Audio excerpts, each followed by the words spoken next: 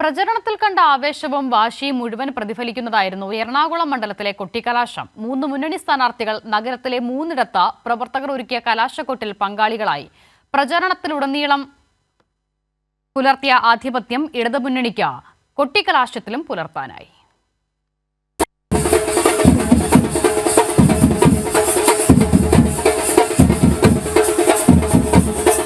LDF സ്ഥാനാർത്ഥി KJ Shine teacher മണ്ഡലം ചുറ്റിയ mega road ഷോയ്ക്ക് ശേഷമാണ് കലാശക്കൊട്ട് നടക്കുന്ന പാലാരിവട്ടം ജംഗ്ഷനിലേക്ക് എത്തിയത്.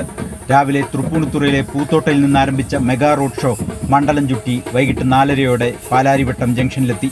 സ്ഥാനാർത്ഥി എത്തുന്നതിനേറെ മുൻപേ ഇടതുപ്രവർത്തകർ നഗരം കൈയടക്കിയിരുന്നു. വാദ്യമേളങ്ങളുടെ അകമ്പടിയിൽ നൃത്തച്ചുവടുകളോടെ കലാശക്കൊട്ട് പ്രവർത്തകർ ആഘോഷമാക്കി. സ്ഥാനാർത്ഥി കൂടി എത്തിയതോടെ പ്രവർത്തകരുടെ ആവേശം ഉച്ചസ്ഥായിലായി.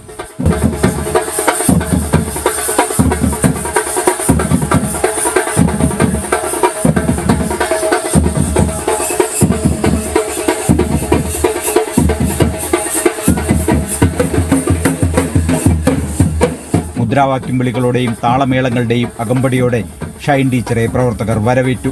സ്ഥാനാർത്ഥിക്കായി ക്രമീകരിച്ചിരുന്ന ക്രെയിനിന് മുകളിൽ കയറി ഷൈൻ ടീച്ചർ പ്രവർത്തകരെ അഭിവാദ്യം ചെയ്തു.